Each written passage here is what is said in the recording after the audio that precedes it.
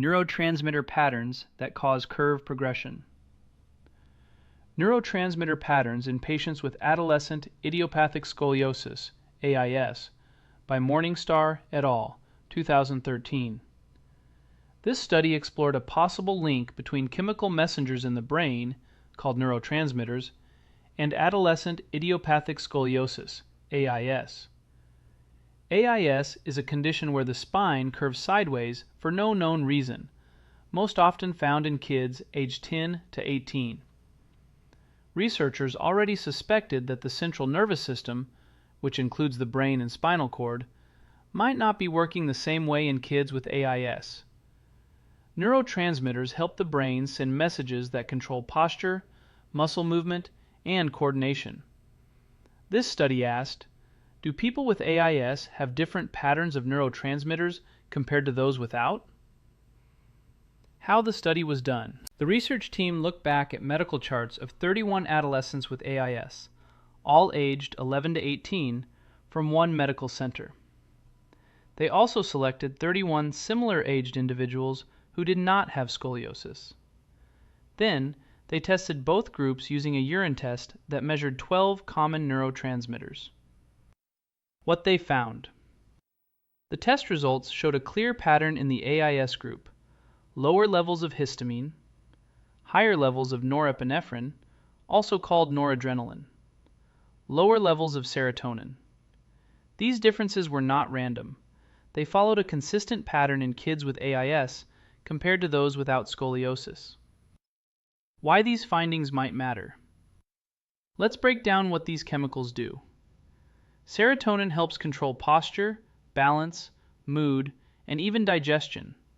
It's made in certain brain areas and sends signals to parts of the brain and spinal cord that help keep your body upright and moving right. Norepinephrine helps your body respond quickly when you change position, like when you stand up fast. It works with the brain regions that help you stay balanced.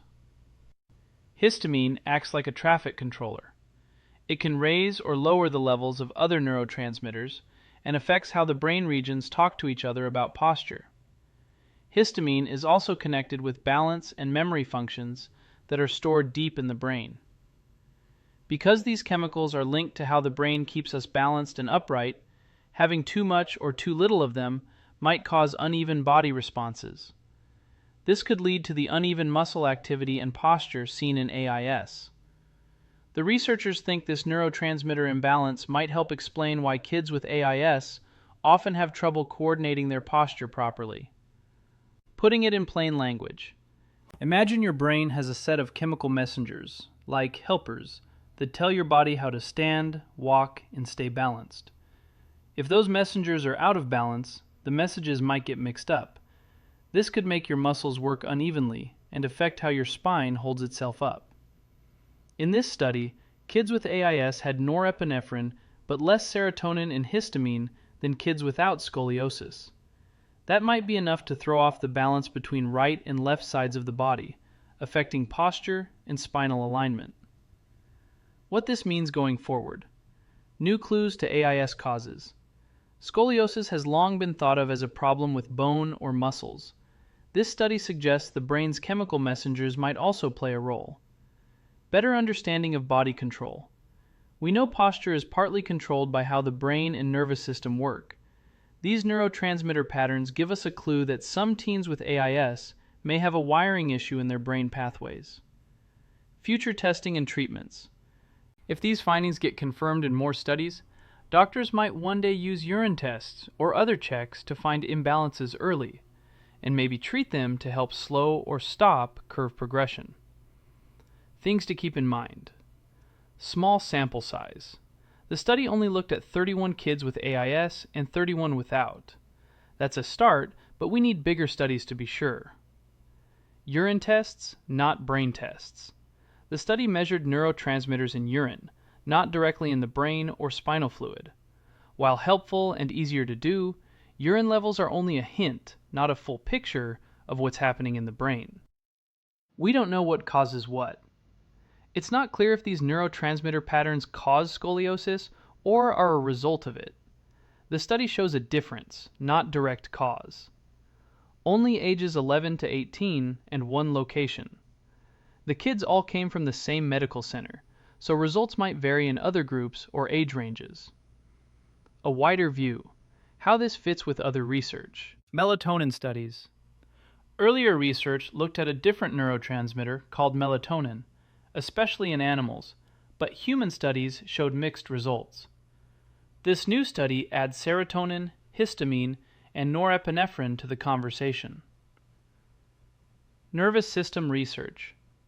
More recent work shows that kids with AIS might have differences in how their brain processes body positioning and spatial awareness, even on EEG or brain scans. These chemical findings might tie into that bigger brain picture. Toward multifactorial understanding. AIS is likely influenced by many factors: genetics, brain function, posture control, hormones, and more. Neurotransmitter patterns give one more important piece of the puzzle. The bottom line. This study gave us new information. Kids with adolescent idiopathic scoliosis tend to have certain neurotransmitter imbalances: less serotonin, less histamine, and more norepinephrine than kids without scoliosis. Because these messengers influence balance and posture, the findings offer a possible clue about how brain chemistry could contribute to AIS. But this is still early research. We need larger studies with more diverse participants to understand what it really means. The results could lead to new ways to test and treat AIS, but for now, they simply tell us the brain and nervous system are part of the complex story behind scoliosis. Let me know if you'd like help exploring how serotonin or histamine affect balance in more detail, or how this kind of study might lead to new treatments.